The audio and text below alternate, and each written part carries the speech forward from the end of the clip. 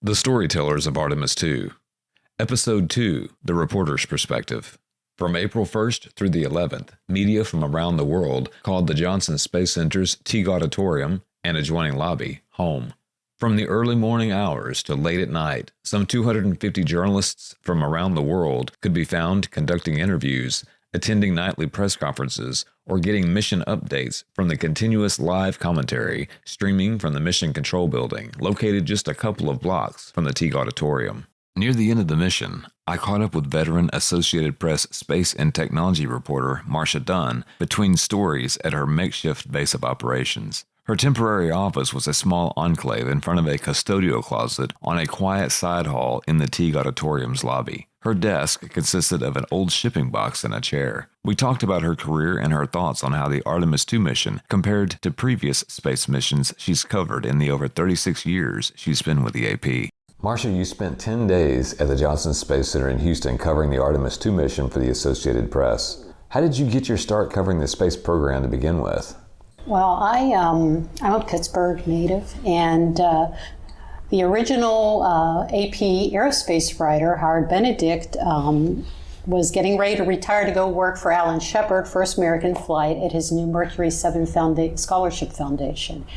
And the AP was desperate all of a sudden, like, oh my God, he's really leaving. And so in 1990, on Groundhog Day, I'm covering Punxsutawney Phil in Punxsutawney, Pennsylvania, and I get the call and they say, we're just going to ask you flat out, would you be interested in covering space for us down in Cape Canaveral? And I'm like, sure. But I have to tell you, I'd interviewed Tom Wolfe, Right Stuff author, about other stuff, and I'd even gotten to interview a cosmonaut and an astronaut who were making a guest appearance in Morris, Pennsylvania back in the late 80s. And so I really only knew bare bones about space, right? So in February of 1990, I moved from Pittsburgh down to Cape Canaveral and have been there ever since. So 36 years now covering the space program. NASA is notorious for their acronyms and specific technical vernacular. Being that you didn't have a lot of previous experience covering the space program, how did you overcome the language barrier? The first 5 years was pretty hairy because I had to learn on the job, and but I never thought I'd be here this long, but I'm glad I am, and it was worth waiting to be able to cover the first moonshot with people since Apollo. The acronyms by far, you know, when I inherited this job, I was given a book with acronyms. They had a whole published book just with acronyms, and so I wouldn't embarrass myself at NASA news conferences at Kennedy Space Center. I would wait until it ended, then I'd hustle up to the panelists afterward and ask my questions, right? And frequently at the beginning I'd say, well, what does some particular acronym stand for? And they wouldn't know. The engineers knew what it meant, but they couldn't tell me what it stood for. So the language was particularly difficult. And look, I'm not a mathematical engineering type person. I gravitate toward words, right? Literature. And so it was something else. But I like to think after about 5 years, I nailed it. And I think I still don't know nearly as much as I could, but I know enough to take this technical stuff and break it down into a way that everyday people can understand what's going on. Marcia, what was the first mission you covered working for the AP? Atlantis. Atlantis was my first shuttle mission in February 1990, and I had about a 2-week overlap with my predecessor, the former AP correspondent Howard Benedict, and it was what I remember most about it was in the middle of the night. It was middle of the night, multiple delays. It was so often delayed that they scrubbed one night because the commander had a cold. Right, yeah, and he just didn't feel good enough to go. It finally went at some ungodly time in the middle of the night, and it was Howard's last night, so we were able to watch it together. And in any event, yes, and I take pride in that.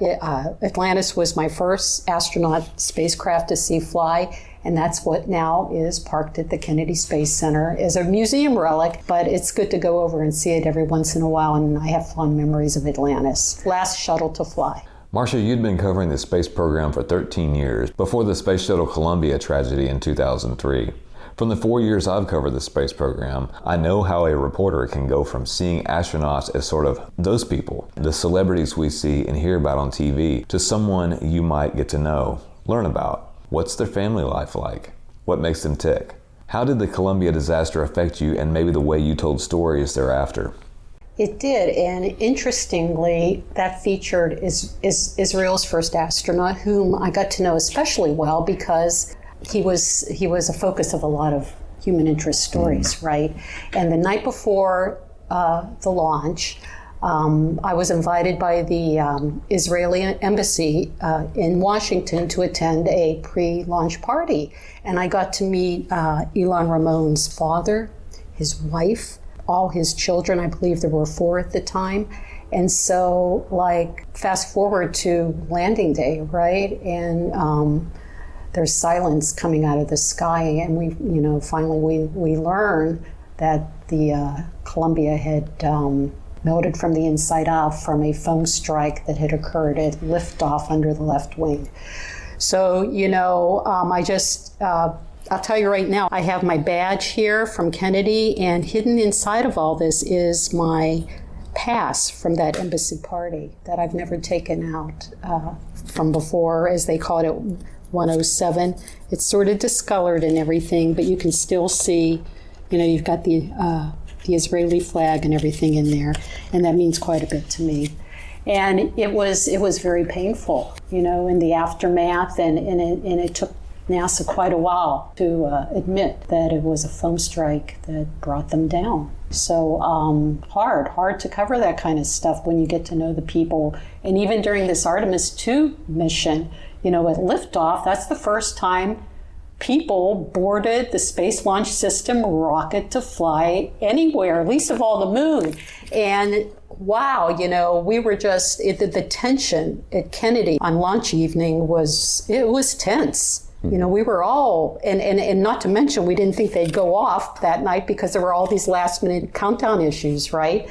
But the weather cooperated, the problems got worked out, and off they went. And it was euphoria, I have to tell you, at the launch site after that liftoff. But, coming back is dangerous stuff too. So, everybody's saying prayers and crossing their fingers. Describe a day in the life as the AP's only full-time space reporter. It must be go, go, go all the time. Yeah, well, it's hard to keep juggling things. Thank God for the alarm setting on my phone, because I can barely keep track some days of, oh my gosh, there's an news conference. NASA's holding a news conference in half an hour on I don't know, some Mars report, right? So it is, it's hard to juggle all this, and you got to triage sometimes. I'm one person, I can't do everything. So I have always said, covering this beat, that I pick and choose in large part what to write about. If I find it interesting, someone who came at this cold, and if I could chat it up with my friends or family and they find it interesting, then that's a story, right? And I try to keep a broad perspective. I'm writing for everybody, not just a technical crowd. I like for the human interest. I like for the people stories, like, on Artemis II.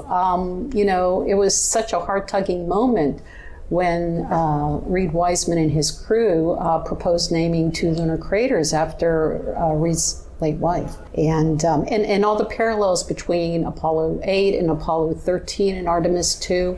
It's really cool, and I like to weave in not just the technical stuff, but all the human stuff going on behind the scenes too. Previously, you said you covered other topics before you were assigned to the space program. You've mentioned trying to relate your audience to your stories and highlight the human aspect of space and technology to people who may not be familiar with it. How do you blend human interest with the sometimes overly technical aspect of human space exploration? Well, the reason why I got that call to cover space in Pittsburgh, in Punxsutawney, Pennsylvania, on Groundhog Day, is because I'd already been doing a lot of medical writing for the AP. Pittsburgh at the time, in the 1980s, was a leader in liver transplantation. Okay. Groundbreaking transplant surgery going on at the time. And my bosses thought that I could take this super technical subject, medicine, surgery, disease, and since I could seem to put that in a way that was easy to read or easily understandable for the public, they were hoping I could do the same thing with space. So I've always found science interesting, medicine, all this sort of stuff. And look, the underlying question to all of this, even for PhD scientists as well as someone like me or you or the average person, is like, what's out there, right? Are we alone? I mean, these are the grand questions of humanity. And even to be a tiny part of helping to answer that question is just so wow to me. When I tell people I don't know, I cover space for the Associated Press, it stops people in their tracks, right? People are curious, they're interested, it's who doesn't love space, it's a great subject. Describe a day in the life as the AP's only full-time space reporter. It must be go, go, go all the time. I just read a statistic this week, actually. I was digging around that 4 billion people in the world read or see AP content every day. That's a lot of people, right? It's hard to imagine. And so the AP has always, from the beginning of the space age, Sputnik, right, has made space a priority in its coverage. And I'm only the third person to cover space for the AP full-time. I mentioned Howard Benedict, my predecessor, but before that, for a brief period, there was a man named Jack King who went on to become the voice of Apollo. He left the AP, went to work for NASA, and this is the guy whose voice you hear, counting down, engine sequence start, 3, 2, 1, and we have liftoff. It's like, his voice if you hear it, right? Right. So Jack King, right? Howard Benedict, Marcia Dunn. I'm in pretty good company. Now, both Jack and Howard are no longer with us. They're both gone. But I feel their presence all the time. And it's just, what a legacy, right? Mm-hmm. And, it's funny because people know me by my voice, too, because, I don't come to Johnson Space Center to cover many missions these days. Artemis II is a huge exception. You got to be where the action's at when you're flying to the moon. So here I am. But normally I'm out at Kennedy Space Center or on a phone bridge. NASA does so many dial-in telecons these days for news conferences. So here I get to Johnson, and as soon as I say something, I know you. And in fact, in a restaurant in Orlando a couple years ago, which is just 50 miles from the Cape, I'm walking through the restaurant, and this woman says, I know you. How do I know you? And I said, do you watch NASA TV? And she goes, all the time. I said, she couldn't believe it. So it's funny, You're a celebrity, Marcia. Well, not really. And I'm glad it's no more than that. But voice recognition, if you will. Marcia, impart some of your wisdom from your experience writing about space. What are your tips for writing compelling space and related technology stories? Wow. Tips for writing space. Well, forget jargon. Do not use EVA for spacewalk, extravehicular activity, right? Or maybe put in a few if you really want to get people in the mood. But I love good science fiction, frankly. I always have. And one of my favorites is The Martian Chronicles by Ray Bradbury. I know that goes way back, but it's so gripping, especially now when we're thinking of beyond the moon, what's the next step but Mars? But, all the movies that have come out recently, Project Hail Mary, which I haven't had a chance to see yet. But, I would just say the more believable you make it, I think, it's funny, like science fiction now, today's reality of space was science fiction to many people just a generation ago, right? And it's been 2 generations almost since Apollo. And the Apollo crowd tells me that they thought by now, my God, we'd be living on Mars, swooping all over and all this kind of stuff, and we're not.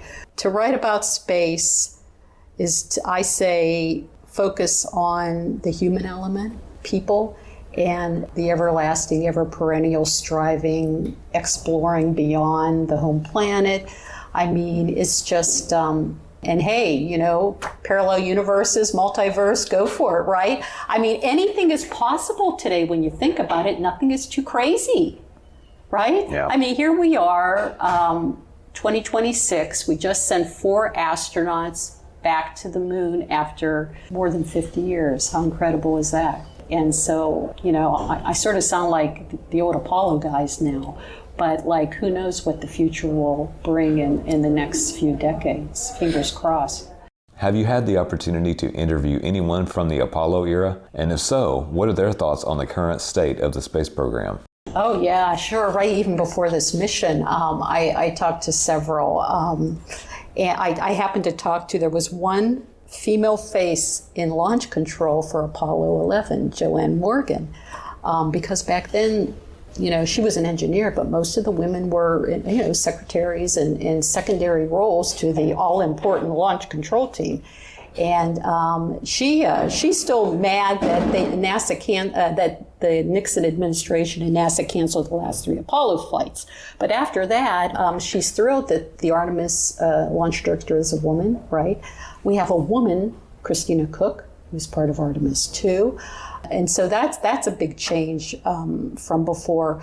But, the one thing that all the Apollo guys and one woman told me is that it's about time. They were afraid. And there aren't many left. They're all in their 80s and 90s. But the ones who are still with us told me, each and every one of them, is that they were worried they'd die before we'd get back to the moon. So yay that they got to see that. Looking back on the historic Artemis II mission, what are some of the highlights and milestones for you? Wow, translunar injection, right? I mean, blasting out of orbit around Earth and heading to the moon. That was like the huge green light that came. Everything was working fine with the Orion capsule, the life support, everything seemed to be okay except for the toilet. But not to worry, they have backup plans. And then obviously the lunar fly around, that was why they went, They didn't go into orbit, right? Like Apollo 8. No landing. I can't tell you how many times even some of my colleagues, but so many people in the public, oh yeah, they're landing, aren't they? No, we're not landing on the moon. I mean, when you say flying to the moon, people just presume they're landing without fail. But that lunar fly around with the we didn't see too many pictures coming back real time, but the next morning, wow, total solar eclipse from their perspective. Earthset, which was just as breathtaking as Earthrise, taken during Apollo 8. Seeing those pictures and knowing they were up there. Too bad Houston's been so cloudy because I haven't had a good chance to look up and see the moon. We get to actually have a crew news conference, right? We get to ask the astronauts as they're headed home some questions. That's always fun, right? I've never asked a question of anyone so far away ever in my life, so that'll be really wild. New distance record New for you, distance Marcia. record for the AP. That's well, maybe not. Our Apollo guys may have had a little beat on me, but in my career, and obviously entry and splashdown.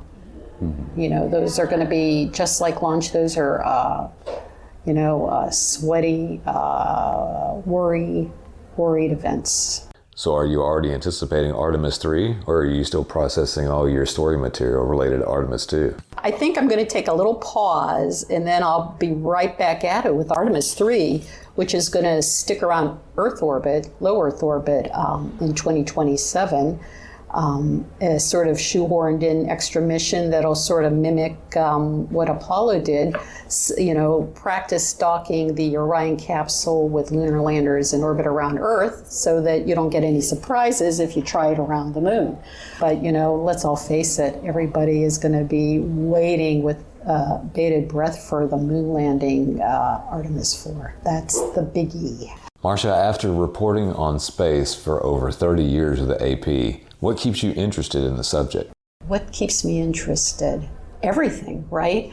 And not just the human space flight, but the astronomy side of it. Looking up at the night sky and looking at all the different planets and writing about what we're learning about all these faraway places, and not just our own solar system, but planets beyond, exoplanets. It's just also intriguing. And, one of my colleagues, early colleagues a few decades ago, likened, the astronauts come out on launch day and they burst out of the operations and checkout building. The doors open and they are escorted to their Astrovan, or in the case of SpaceX, they're waiting Teslas. And a colleague of mine once likened that to gladiators going into the Colosseum. Dangerous business. You're sitting on explosive fuel atop a rocket. And I think who couldn't want to be part of writing that history, right? This is, the 21st century. This is the future. This is the present. And witnessing all this firsthand is just so meaningful to me. I have to say, it's just, I couldn't have hoped for a better career. A few days after my initial interview with Marcia, we both found ourselves back in the Teague Auditorium watching the live video feed of Integrity's descent from space towards its targeted splashdown in the Pacific Ocean near San Diego, California. Moments after the splashdown, I found Marcia and asked her to describe her thoughts on what she just witnessed. I am just so relieved. That communication blackout, man. It went on a little longer than the promised 6 minutes, right? And I just, I wasn't fearful, but I was starting to get a little anxious, right? And it was just remarkable being here to watch them come down safe. The Houston Chronicle's space reporter, Andrea Leinfelder, was also on site to cover the mission and shares her perspective on its progress just a few days in towards its rendezvous with the moon. I've been covering space since 2020. I was a business reporter at the Chronicle for a long time, and I found myself drawn to the business of space. So I read a lot about the Houston companies that were working in space, and once the NASA job opened, I applied and I got it. So I've been covering space since 2020. So who was covering space before you? Was it someone that you replaced, or were you added to a team of existing space reporters, or what was Alex that about? Stuckey was covering it before me, and she got a different job, and then she left the Chronicle a little bit later. So I took her job when she moved on to a different position. What do you like to cover the most, and why? Ooh, I don't know. I love covering a wide range of things. Obviously, it's always special going to rocket launches. When you can see it and feel it, and especially crewed launches, you feel like it feels extra special, and you feel nervous, and you feel excited, and you feel a small fraction of what the people on top of the rocket feel. I really love seeing launches, but I also really just enjoy talking to people in the Houston area who are in the space sector, because I find their enthusiasm to be contagious. And so as they're talking and they're explaining all they do, I just find myself really being drawn into that. So I really just love learning and telling their stories. Andrea described her typical day covering the Artemis II mission. Typical day now starts when I wake up. I check my email immediately to see what I got overnight, because NASA is operating 24/7, and usually I will have an email that hit at 2 a.m. or 4 a.m. being like, XYZ is happening today, here are the updates you need. So the first thing I do is check that email. And then NASA has a great schedule online, and so it changes a lot, so you'll have to refresh it. I found that quickly, that you have to refresh the page you have open on your tabs, but I'll just refresh the page and see what's happening that day, and what I want to tune in on, and I'll pull up the NASA live audio and video during moments that I'd like to watch, and sometimes I have it running in the background, but a lot of times I'll be writing or coordinating video with some of my colleagues, or just planning out different headlines and stuff, just trying to keep ourselves organized, because it is a lot of information coming at us over these 10 days. What have been some of the milestones you've looked forward to and, I guess, written on as they've happened so far? Yeah, definitely launch and lunar flyby. And now I'm waiting for splashdown. So, launch, obviously, there's nothing quite like a rocket launch. The lunar flyby, I was really excited to hear about the scientific observations they'd make.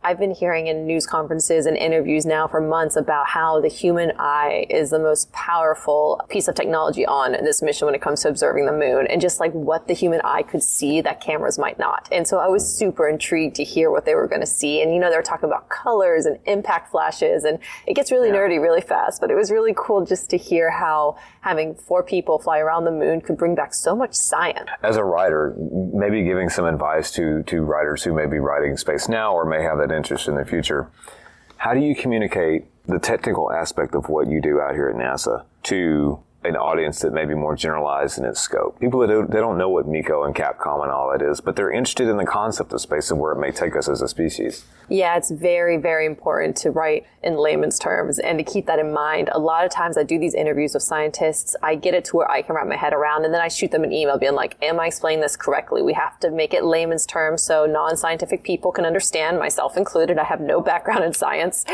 So we have to make sure, the audience can follow what you're saying, but still accurate. So a lot of it is just, I ask a ton of questions. And then once I feel like I've gotten it to where it's like, at a most basic level, I'll go back and be like, is this correct? Do I need to adjust this, right? But you got to help me keep it in layman's terms so we can get this cool message out there.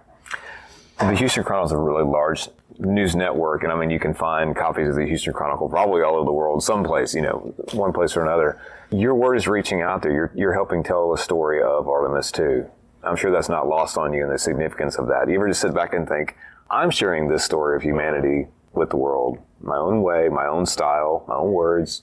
What do you think about that?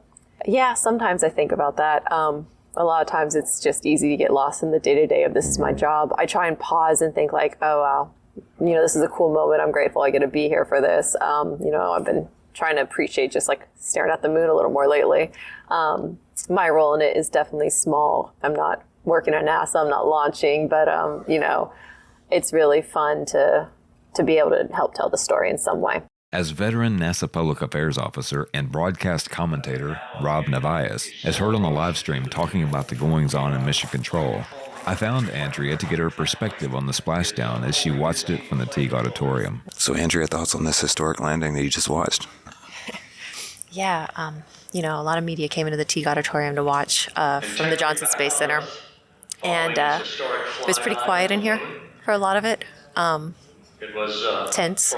I know I was looking down when I heard a scream, and I look up and they were just celebrating the parachutes opening, but the scream jarred me. It's great to see them back in the water. I'm looking forward to seeing them back in Houston tomorrow. It's nice to sit here and just kind of feel a little bit of that stress come off. So watching this whole time, this whole 10 days, what struck you as unique, maybe compared to some of the other stuff missions you've seen? Obviously, it's going around the moon, but anything else that was maybe characteristic to this mission compared to others you've seen? I thought the astronauts were particularly eloquent. I thought they did a really good job of sharing the journey. I can't imagine having been on camera as much as they have throughout the journey. You could just turn on NASA.gov and see them doing whatever, anytime, which was awesome for the public to see, and really generous of the astronauts, I suppose, because I can't imagine having that, right?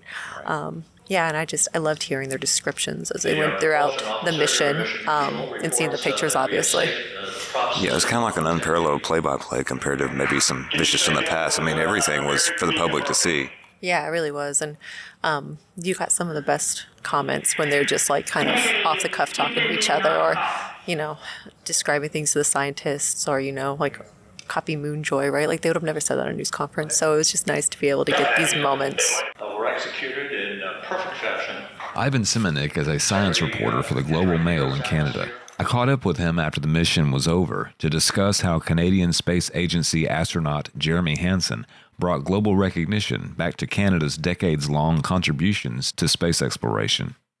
Give me some of your thoughts on this before the mission even started, because there were some scrubs, there was a lot of anticipation building, then it'd go away and it'd come back. How did you prepare for this mission to begin with, from a journalist perspective? It's a good question. I had been thinking about the mission for a few years before it started. Really, since the selection of the Artemis crew, I've interviewed Jeremy Hansen. In fact, I had a chance to interview the other crew members as well over the years, and follow the training and get a sense of what their mission was going to be as it evolved, and kind of watch them sort of take shape as a group. That was an interesting process. Although, of course, that's just mixed in with lots of other stories, lots of other coverage. But there came a time, maybe about 6 months before the mission, where there was a sense that momentum was picking up. Of course, there was always the understanding that maybe there'll be a delay, maybe things won't launch as soon as expected. But it's a little bit like driving across the prairies, and that mountain range is out there in the distance. You can see those mountains getting closer and closer. So certainly by the end of 2025, it was very much on my horizon as this is going to be a big story for 2026, a big story for space science, because it's the first time in over 50 years that humans have gone out to that distance, gone out around the backside of the moon, but also a major milestone for Canadians and for the Canadian space program. No Canadian has ever gone beyond low Earth orbit. And in fact, no astronaut who is not an American has previously been on a lunar flight. So we knew it was a history-making moment, and we wanted to make sure our readers understood that and why it mattered. I expected that the launch would get a lot of attention.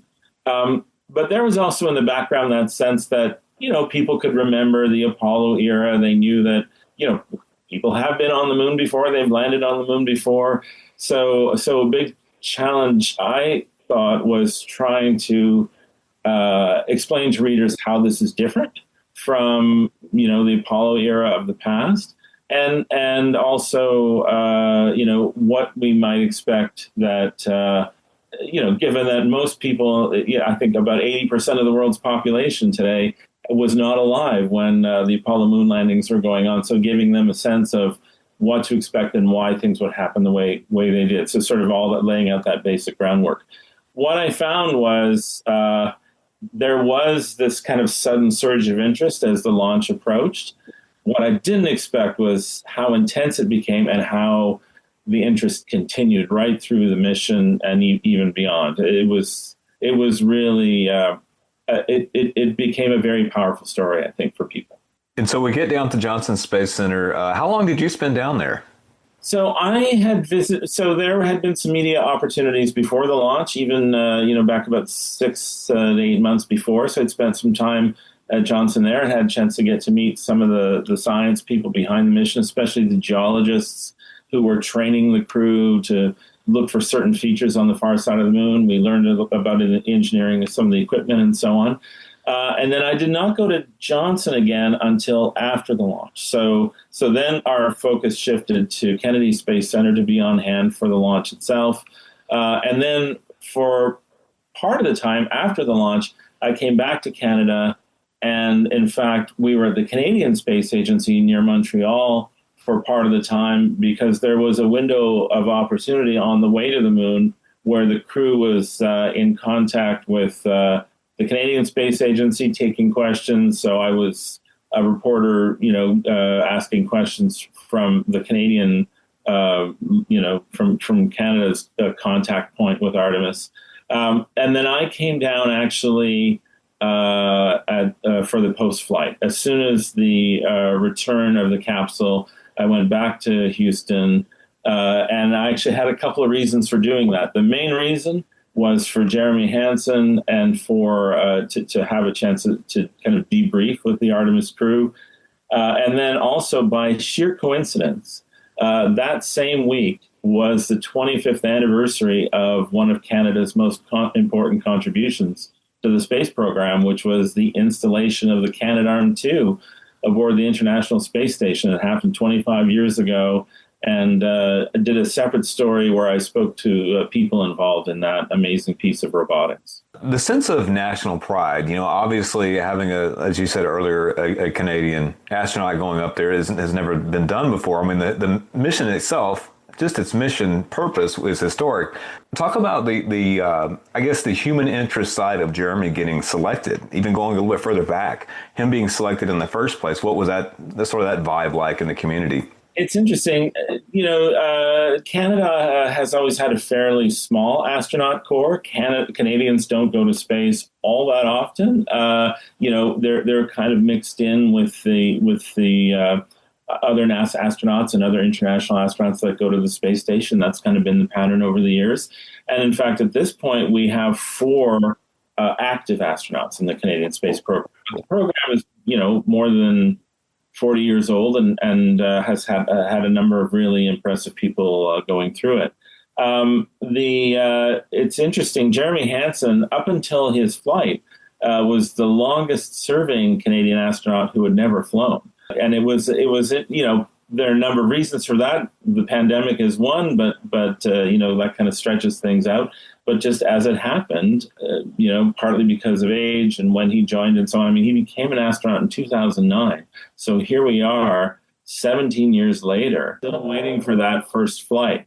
But it seemed it's a bit of a Cinderella story in a way that in waiting so long, he ended up choosing the golden ticket for what might be the most famous, or it's certainly one of the most famous Canadian space flights, perhaps the most famous since the first, and to be the first Canadian to go beyond low Earth orbit. I think people have always seen that Jeremy represented Canada very well. As a reporter, I had no trouble, finding people who spoke to sort of his character and his ability to sort of be a great team player and sort of uphold all those values that Canadians really like, sort of being easy to get along with, but very conscientious, adding, always seeming to look and seeing how things could be better. You could even see all through the training that he seemed to be the one who had the reputation on the team for asking a lot of questions, for, for really wanting to understand how things were going to work. And you get a sense that he really appreciated the historic nature of being among the very first people to train on that capsule, of kind of helping to blaze a trail for the people that would come after. And he talked about that. And, and also sort of talking about how his place on that mission really represented not just his own personal achievement or his own ambition. Certainly astronauts are high achieving people. There's no doubt about that.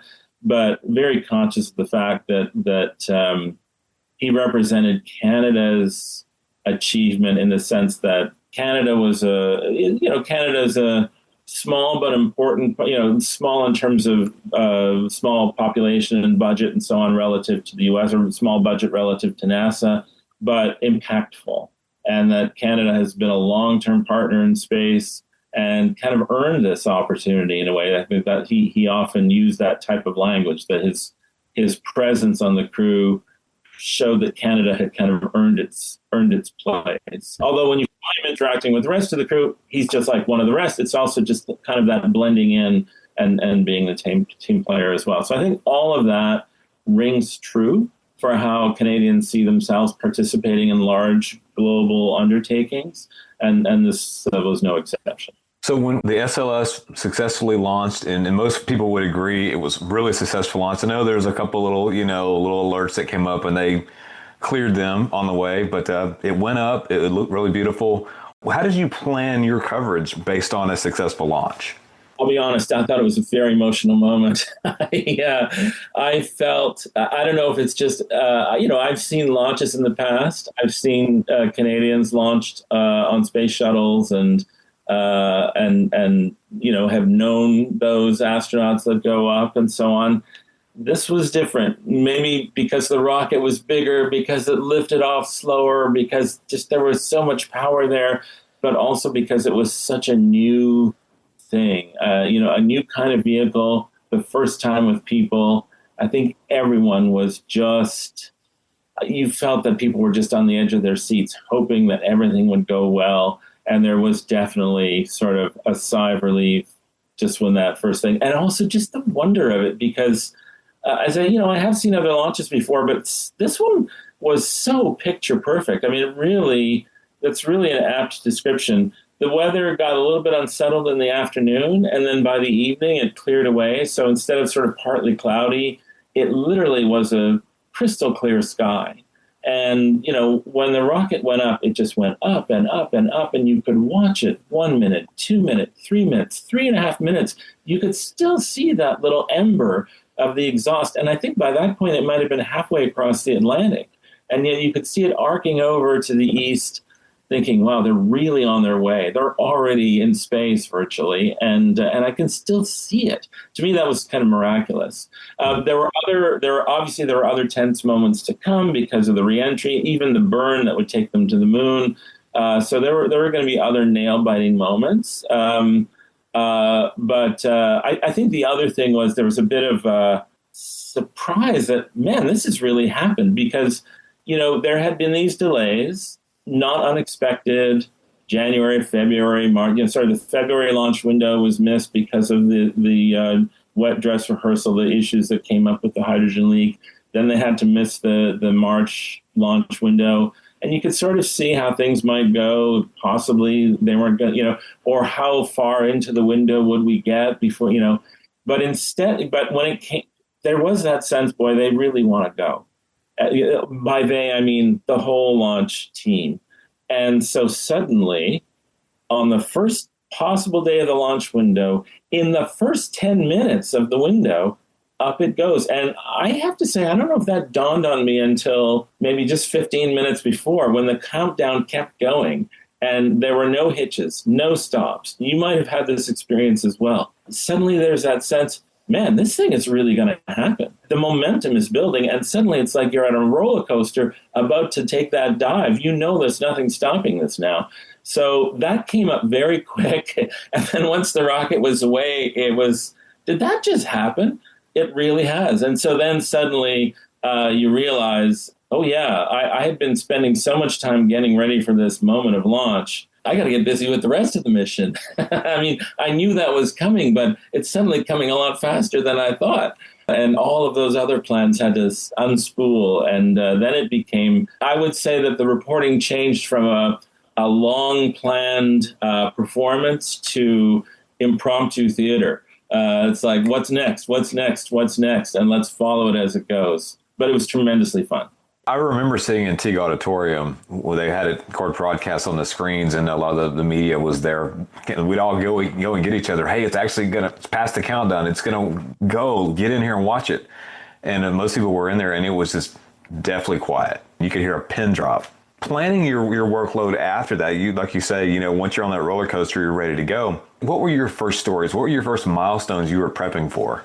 Luckily we had some sense of how the mission was going to unfold. There was that busy first day where the crew was kind of proving out the capsule. They were doing that maneuvering test and on that first looping orbit around Earth. So there were, there were things to say about that. And that also kind of gave us a day to kind of recap the launch and what happened and what happens next and get ready for that lunar burn.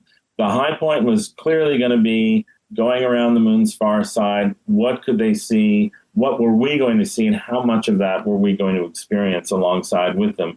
Quite a lot, as it turned out. So I had a number of stories in mind that I had been preparing, about the life support, about the lunar geology, and also even about sort of the human side of how the crew were relating, how they were describing their experiences, and also to some extent what all of these things were saying to the future. On top of the fact that, we could plan for these things to some extent, or at least we had a sense of some of the topics we were going to talk about, just a few days before the launch, there was this unveiling of a very new, very different kind of lunar program, this pivot to the surface, the idea of a moon base and, where Artemis was going, that was changing as well. So that was also getting woven into the story. There were new elements there that, maybe a month earlier we wouldn't have expected to have said. And then there were new developments that were really kind of a fluke of when they launched. In particular, the solar eclipse that came towards the end of their lunar flyby. That was only a product of the day that they launched. Had they launched on a different day, that wouldn't have happened. And yet that became one of the highlights in terms of the visuals and so on. So it was a combination of, I knew there were things we wanted to talk about, but they kind of fell into place almost like a jazzy kind of way, as what's next on the itinerary, and the thing that was I think gratifying and exciting was that the audience was with us every day. The readership, for the stories, for the video, for podcasts, everything that we put out across Canada, people were totally engaged. It wasn't just the launch; it was the whole show. They were on board right to the end, and that made it more exciting, and I think kind of amped everybody up. Talk about how you craft the narrative for this mission as opposed to how you've told the story of previous space missions and even, like I say, ongoing missions to the ISS. I think I had to work on this story for a while before I understood what it was. We knew that there was going to be kind of a big curtain raiser feature before the launch, just to remind everyone, okay, this is what's happening. By the way, there's a Canadian on board as part of the crew. Here are the ways in which it's going to make history. This is why it matters. So we knew there was going to be that kind of basic story. And some of the backstory, how did we get here? How did a Canadian get to be on this crew? Why did this happen? What's this, and it's a long story that goes back, 20 years, to the, you could say, to the tragedy with Columbia, to the shifting away from the space shuttle and sort of the search for, where's the next frontier for NASA and for human spaceflight. So it has roots that go all the way back. I think only when I had worked on the story for a while, and in a sense, maybe I was helped out by the fact that there had been a bit of a delay leading up to the launch pad that gave me more time to sit with it than a typical newspaper feature would give you, that this really was the turning chapter. One thing that struck me that I hadn't fully appreciated was, okay, it's been about 50 years, little over 50 years since humans last walked on the moon. It's been 25 years that the space station has been permanently occupied. Mm-hmm. And this is going to the moon, but I started to see not as this is just, we're turning away from the shuttle and the station and just closing the door on all of that and going back to, the Apollo era, kind of somehow revamping that. No. Those 25 years in low Earth orbit have been a huge, huge asset.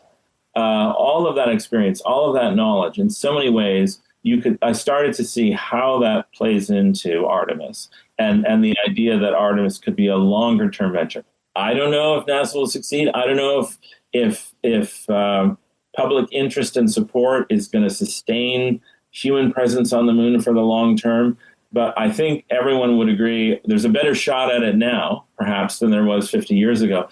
But just the fact that, we're coming off of a 25-year history, continuous occupation in low Earth orbit, which Canada's been a big part of, and that is rolling into this new approach to the moon. And so for me, I had that. It took a little while for me to feel that kind of, a new chapter starting right now, to try to draw people's attention to how the past and the future are coming together in this moment. And all of that is wrapped up into this launch. And so after you filed your first couple of stories, they're making the rounds, online and in print, and I don't know what other mediums do you have. You talked about podcasting. Do you also do a podcast? The Globe has a podcast, so and we've got a daily podcast, and so certainly we had Artemis represented there as well. We'd have audio. In addition to sort of longer form stuff, stories could have embedded video or other elements too. So all of that's happening. What was some of the feedback you were getting from your readers, from the readership of Canada? What was sort of, if you could set the tone, what was the tone of the response to the stories coming through about the mission? I was actually surprised at how much enthusiasm there was. People were genuinely interested and excited about what the astronauts were doing. Yes, there was also that other layer of, sort of how important is this? Hasn't this been done before? But I think that faded away pretty quickly, partly because this looked different than Apollo. It kind of did an overwrite of Apollo in a sense, because, when you think about your Apollo memories in your mind, you're kind of pulling a book off a shelf and looking at those old photos. There's a kind of graininess to it. And they themselves have sort of become historic artifacts. They kind of look like a different time now. This was the moon in the here and now, first of all, in the internet age, and at a time where, you're hearing the scientists and the astronauts talking about the moon in real time. In one of my stories, I described it as planetary science as live theater, that we're watching it in a way that just wasn't possible. I mean, yes, we could hear the Apollo astronauts talking to mission control, but we didn't hear the science talked about to that level of detail. We didn't see the digital imagery with the immediacy that we saw this time. So I feel like there's a bit of an overwrite here in terms of what we should expect from looking at the moon on a mission like this. And the last time I remember that happening, it was the Hubble Space Telescope. People for generations had that sense of, this is how Mount Palomar sees something, or, this is what the big observatories on Earth see, the most powerful telescopes in the world when they're looking out in space. And kind of in one fell swoop, the Hubble Space Telescope changed our expectation of what the universe looks like. And I feel, in a way, Artemis has done this a little bit. Our expectation of what the moon should feel like and look like, what's there, that also shifted a little bit. Now we sort of have a new memory, a new picture to put in its place. But you asked me about the audience. And so I think that newness came through quickly, and people did see, certainly they saw value to it as an expression. I mean, in addition to the interesting science or kind of the technical feat, I think people also saw value to it as an expression of human achievement or human aspiration. And I think what I heard the most from people was, at a time when a lot of other news from around the world has been, dark and depressing, this couldn't have come at a better time. It just gave people something to read about, something to hear about that was uplifting. And I think that was more than expected. For the most part, I don't think people were cynical about it. For Canada, there was an extra layer of uncertainty about all of this because, Canada is going through a period of time where the relationship with the United States has never been more tense in my lifetime. And in the lifetime of most people living in Canada today, it's been a very unusual time for Canada-U.S. relations. No one's quite sure what's going on, our closest ally and so on. But here was an example of cooperative effort, and it clearly worked. Like this, the team worked together well, and the mutual respect within the team was obvious. I think everyone just related to that example and heard and saw what they would like the world to be in a larger way. What were your immediate thoughts when you started seeing those images come down after we had the silence for several minutes there, and they're coming back and they're talking about what they're seeing, their experience? What were your initial thoughts? How did you try to formulate that story back to your audience through your work? I knew that exactly what the astronauts saw on the moon's far side would depend on precisely the date that they launched. So like the astronauts, we sort of had to be ready for a few different scenarios. And this was a scenario actually where originally I thought, well, maybe this won't be all that great because a lot of the far side is going to be in darkness. It's early in the launch window. They're going to see a sliver of the far side illuminated, but maybe they won't see as many things as they would if it had happened a bit later. But once they were flying around and there was so much to talk about, and you saw the target list, and you realized, oh yeah, the scientists have prepared for this. They've got a shopping list no matter what day. There's something to see. And I was reminded, as an amateur astronomer, as someone who loves to look through the telescope at times, how different the moon can look depending on what angle the sun is coming from. So, this was a situation where the sun would be coming in at a very low angle for a lot of the areas that they were looking at. And I expected, and I had sort of alerted our readers that, oh yeah, you want to be watching the Terminator, that shadow line between light and dark. There's going to be a lot of interesting detail there. And that is exactly what we saw. And you could hear the crew talking about it. So I found that gratifying. But then there were the surprises that came after that, including the fact that the crew seemed to be reporting meteoroid impacts on the moon in the darkened areas. I think that's something that even clearly the scientists weren't expecting. And then that solar eclipse, seeing a solar eclipse from space, something humans have never done before, where you can see the moon covering the sun, but also the moon is partly illuminated by Earth shine, so you can see a bit of the moon there. And just as often happens with total eclipses on the Earth, the crew that had been training for years now to report what they were seeing to scientists, and they did a beautiful job with the lunar geology, they were at a loss for words when they were looking at the eclipse. You could tell they were seeing things that no camera was going to capture. It's the way of eclipses. There's nothing like seeing it with your own eyes. No photo ever does it justice. You could see they were going through that. I've seen a few total eclipses. I recognized the symptoms. And afterwards, I wanted to talk to the crew about how they would describe it, because I knew even the pictures weren't going to take it there. But anyway, so it was a mixture of, okay, this is what we know is going to happen, and then all these additional unexpected details that, even considering that they were quite far from the moon, but that in itself also came as a bit of a bonus, because they had a kind of more global view that the Apollo astronauts never really had they obviously were going around much closer.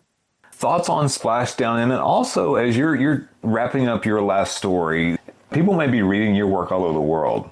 Have you thought about, your contribution to this overall narrative of this return to the moon and wherever it may take us? It's interesting. Before this mission was started, perhaps back when the crew was first named, I was going back and looking at how the globe had covered the Apollo missions. Obviously, there was no Canadian landing on the moon back in the 60s and 70s, but that was world news. Every newspaper on Earth had the front page of humans walking on the moon for the first time, and I looked at how the globe covered that back in the 60s. And so I did feel that kind of resonance of history, that, there was a responsibility to try to capture that moment for the people now, but also for people who might be looking later. But that this would also have the additional layer or the additional dimension that Canadian citizen got to experience that, and as a representative of Canada, got to be part of that story. And I think that gave the story an emotional resonance that maybe people didn't quite expect, that it really mattered when they arrived back safely. And I think everyone was feeling that. For more interviews from space journalists who covered the Artemis II mission, visit www.spacenewsradioshowonline.blogspot.com.